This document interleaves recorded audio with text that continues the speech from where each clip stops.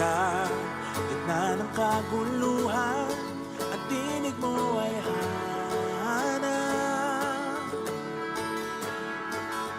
Sa templo mong banal, may bagong kagalakan.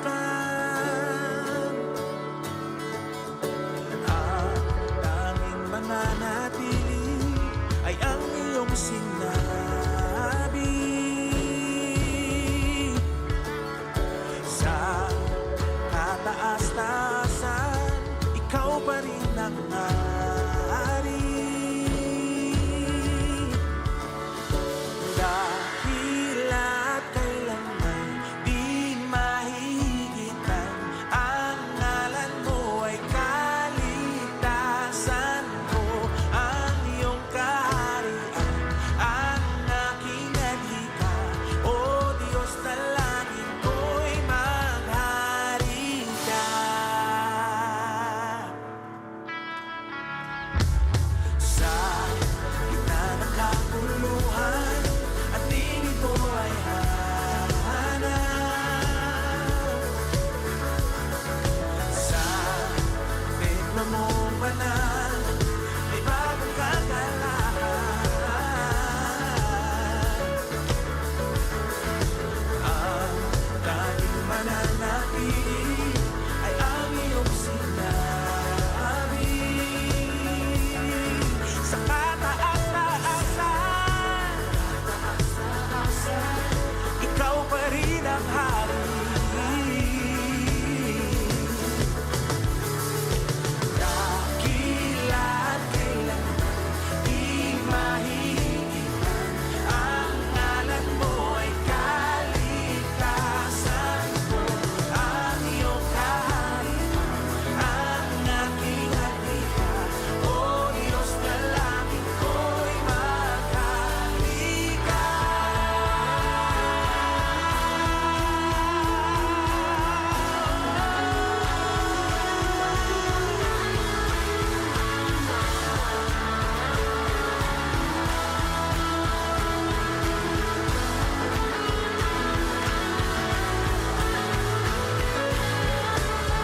Sundin ang loob mo dito sa lupa, tulad ng sa langit.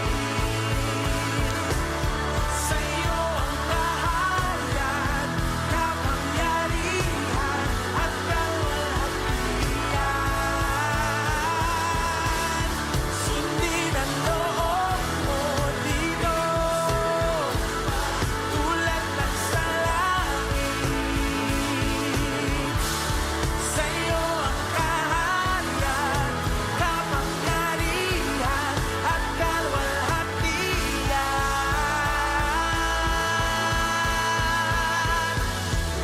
Dakila't kailanman di mahigitan, ang ngalan mo ay kaligtasan ko. Ang iyong kaharian, ang aking adhika, o Diyos na langit ko'y dakila't kailanman di mahigitan, ang ngalan mo ay kaligtasan ko. Ang iyong kaharian, ang aking adhika, o Diyos na langit ko'y maghari ka.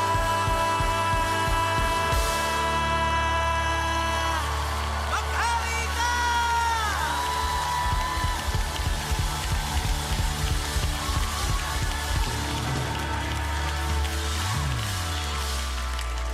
Dakila't kailanman di mahihigitan, ang ngalan mo ay ang iyong.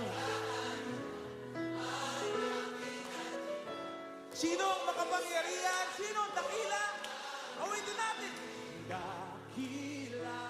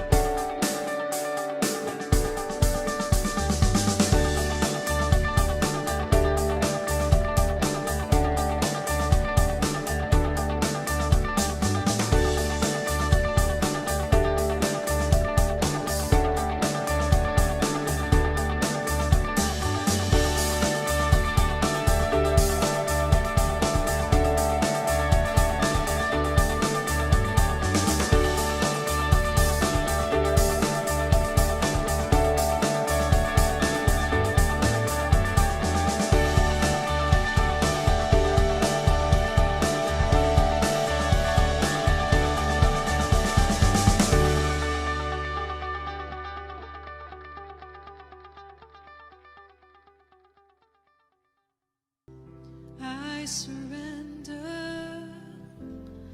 I will yield. I will bow down. I will live. I will seek you all my days, and I will follow all your ways. Say, I will worship. I will worship. I will praise. I will lift up your holy name, and I will give you all the glory and all the honor. To your name, 'cause you are my only one. You are my only one. You are, 'cause you are my only one. None compares to you, Lord. I want to live for you, be glorified forever. My life will declare that you alone are Lord. Everything of me, use it for your glory, that everyone will see, will hear, will know. I wanna live for you. Come on, church, sing it out today. Lift him up. Be glorified in our lives, Lord. We declare that you alone are Lord, Lord of all. Everything of me,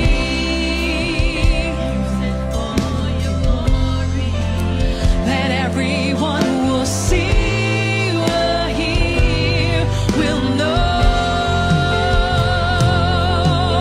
So here I am, Lord, mold me. Come on.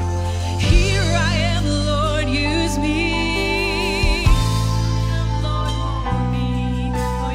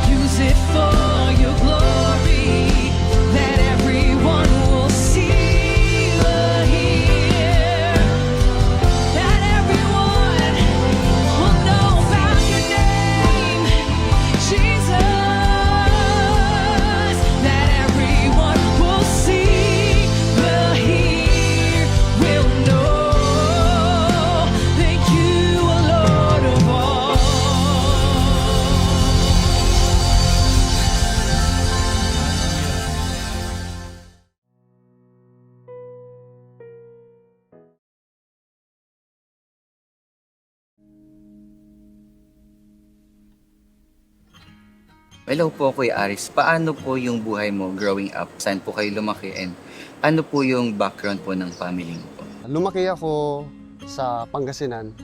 Namatay si mama ko, 5 years old pa lang ako. 4 kami magkakapatid. Ako yung pangalawa sa panganay. Ano po yung mga naging major challenges mo noon growing up and even sa family mo po? Yung pinaka-rock bottom ng life namin is yung nawala ng trabaho yung papa ko at early age. Kasi hindi pa niya retirement that time. And dahil nga walang pumapasok na pera, palabas lahat ng pera namin. Until one day, ang papa ko, umuwi siya ng bahay. May dala siyang 2 gatang ng bigas para meron lang kami masahing sa maghapon. Tapos, minsan, the next day pa yun, kailangan pa namin tipirin yun. Sabi ko lang, bakit nangyayari sa family ko to? Una nawala si mama. Mahirap yung nararanasan ko na nakikita ko yung kapatid ko na nahihirapan sila. May times po ba nung kayo na nung kinu-question mo si God na nagalit ka ba kasi ganun yung situation niyo? Napaisip na lang din ako one day na bago ako matulog, sabi ko, Lord, bakit ganito nangyayari sa buhay namin? And then, pumunta ako ng Maynila. May nag-offer sa akin ng work. Kinuha ako sa isang accounting firm. Meron kami doon certified accountant namin. Sabi niya, let's go to church. Then, doon ka na-realize din na may tinanim si Lord sa puso ko na dream. And since you built ito, kita ko yung mga students naglalakad. Sabi ko, I dream of one day ako rin na maglalakad dyan na may dala akong backpack, naka-uniform ako, na makita ko rin yung sarili ko na may matatapos na college. After that, truly God is good. Binigay ni Lord yung dream sa heart ko. Best experience ko dito sa real life is yung life coaching nila, which is especially kay Doc Fred. He was my life coach. I remember one time, during na nag-aaral ako sa college, Doc Fred have a laptop na pinahiram niya sa akin para lang matapos ko yung thesis ko. Sobrang grateful ako kasi naging part din ako ng family na kahit papano. Nandun si Doc Fred din na nag-guide sa akin. Kaya importante, Jeric, na may mga tao na nag-guide sa atin. Nandyan yung mga coaches natin na pinoprovide ng real life because meron tayong sense of figure na I'm surrounded with people na alam ko in their faith. Doon ako talaga mold. And currently, I'm a software test engineer sa Taiwan. Yung pag-provide ng financially sa family ko, napagawa na rin namin yung sarili namin bahay, napag-graduate na rin yung bunso kong kapatid ng college. Now, ayoko rin mag-stop sa akin lang yung blessing na dumarating sa buhay ko. My ways then is through support and giving them. And I choose the Real Life Foundation also because when they change a life, even a nation will change. Their family will change, and the people around them will also see that change. If each one of us, ginawa ni Lord ng kanya-kanyang story to inspire other people and to the next generation din na bibigyan pa ni Lord ng opportunity to bring their dreams in reality.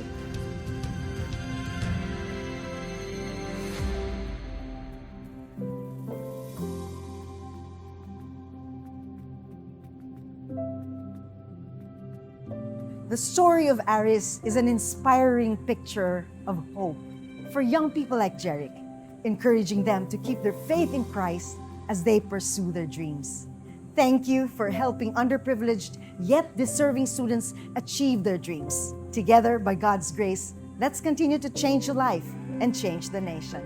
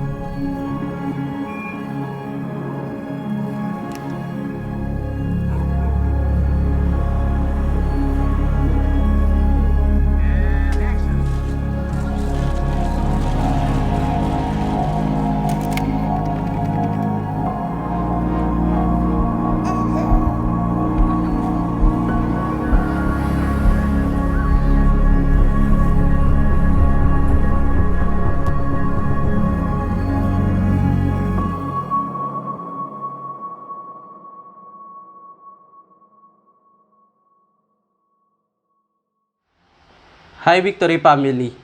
Ako nga pala si John Bernard Rodriguez, isa sa mga membro ng Wizard team dito sa Berakatan, Doanes. At welcome po sa series natin ngayon na Jesus is Greater. At ang title ng series po natin ngayon ay Jesus is Better Than Angel. At ngayon po, inaanyayahan ko po kayong ikuha ang inyong Bible at buksan ito sa Hebrews chapter 2 verse 5 to 8. Hindi sa mga anghel binigay ng Diyos ang karapatang mag-lead sa darating na bagong mundo, yung mundong sinasabi namin. Pero sinabi ng Scripture, ano ba ang tao para isipin mo sila? Mga tao lang sila, pero bakit concerned ka sa kanila? Sa sandaling panahon, ginawa mo silang mas mababa kaysa sa mga anghel. Binigyan mo sila ng papuri at parangal. Ginawa mo silang pinuno sa lahat ng nilikha mo. Ginawa mo silang pinuno sa lahat ng bagay. Doon, masasabing ginawa sila ng Diyos na pinuno ng lahat ng bagay. Malinaw na kasama na lahat doon. Pero sa ganun, hindi pa din natin makikitang namumuno ang mga tao. Let's pray. Lord, salamat po sa araw na ito at salamat po sa opportunity na tumayo dito sa harap ng maraming tao para i-share ang salita mo, Lord. Naway, gabayan mo po ako habang i-share ko ang salita mo, Lord. At naway po'y marami kaming matutunan at maunawaan sa mga salita mo. In Jesus' name, Amen. So, ayun na nga po. Habang pinag-aaralan ko po ang Hebrews 2, chapter 2, verse 5 to 8. Habang pinag-aaralan ko ito, may mga tanong ako na nais kong masagot, at habang pinag-aaralan ko ito at mayroon akong may nalaman. Unang kong katanungan, ano nga ba ang mga anghel?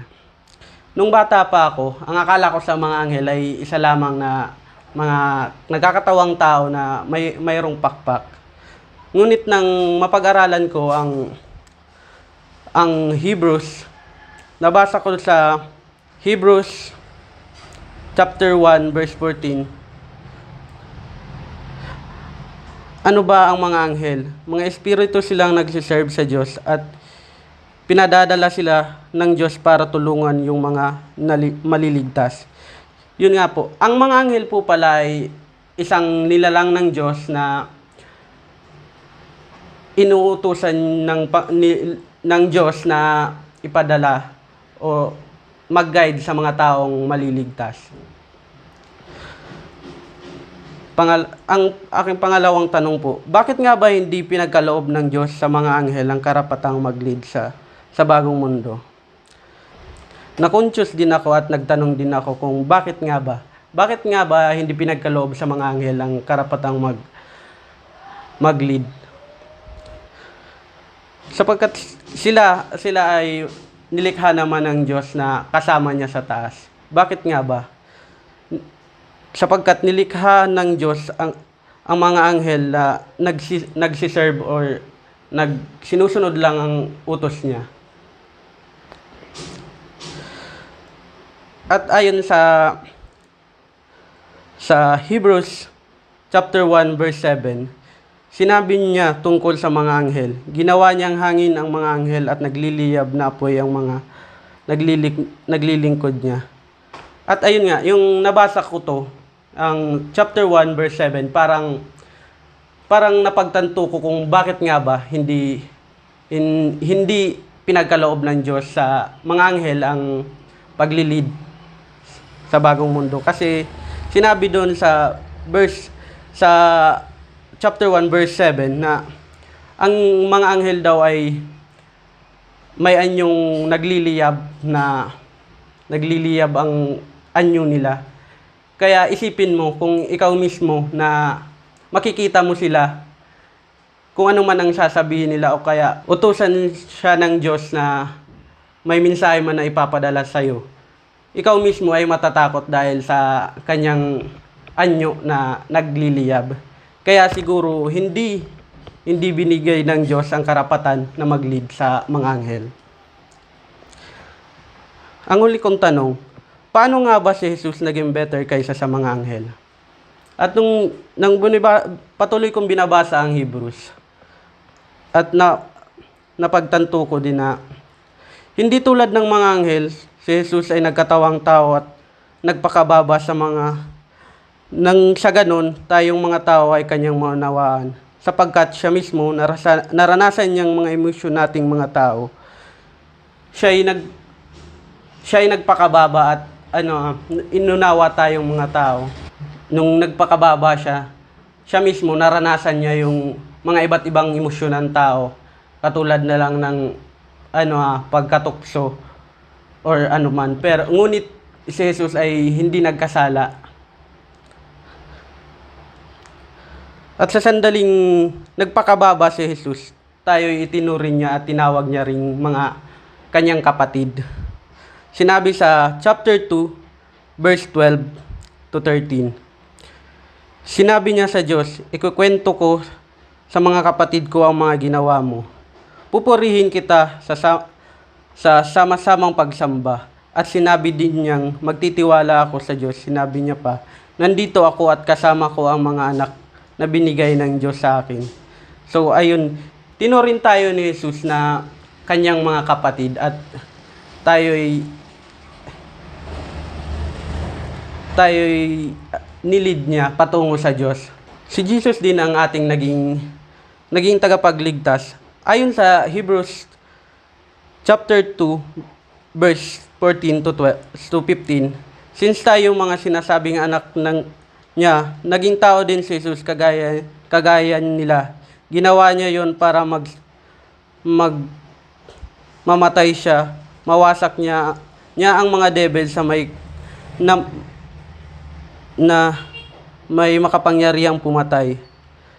Sa ganitong paraan niya, pinalaya yung mga naging alipin sa buong buhay nila dahil sa takot nilang mamatay.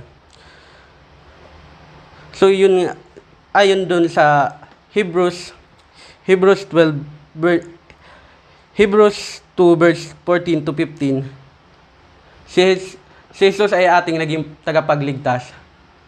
Siya ay namatay at sa pagkamatay niya, tayo ay iniligtas niya at pinalaya niya tayo sa ating mga kasalanan at sa takot na ating dinaranas. Kahit si Jesus ay mas better sa mga anghel sapagkat hindi kaya ng mga anghel ang magpakababa at maunawaan tayo. Kahit sinabi sa Hebrews 2 verse 10, Diyos ang gumawa at nag-alaga sa lahat ng bagay. Tama lang na gawin niyang perfect si Jesus dahil sa kanyang suffering para maraming anak ang makashare sa kadakilaan niya kasi si Jesus ang nag-lead sa kanila sa kaligtasan. Jesus is better than angel dahil siya ang nag-lead sa atin patungo sa kaligtasan. Siya din ang naging savior natin. Ang kamatayan niya ang silbing nating kalayaan sa pagkatakot at sa pagkaalipin. So ayun nga, sana po ay may natutunan tayo sa aking mga i-share ngayon. Let's pray. Lord, salamat po sa oras na ito, Lord, na binigay mo po sa akin ang opportunity ito na ma-share ang salita mo, Lord. I hope in my prayer po na na-capture po namin ang salita mo, Lord, ngayong araw, Lord. Sana po, Lord, ay gabayan mo po kami sa araw-araw at ingatan. In Jesus' name, Amen. Diyos mabalos sa pag-iba nyo sa ngunyan sa Satuyang Online Sunday Gathering. Maghirilingan kita otro sa maabot na simana. Bye! God bless po!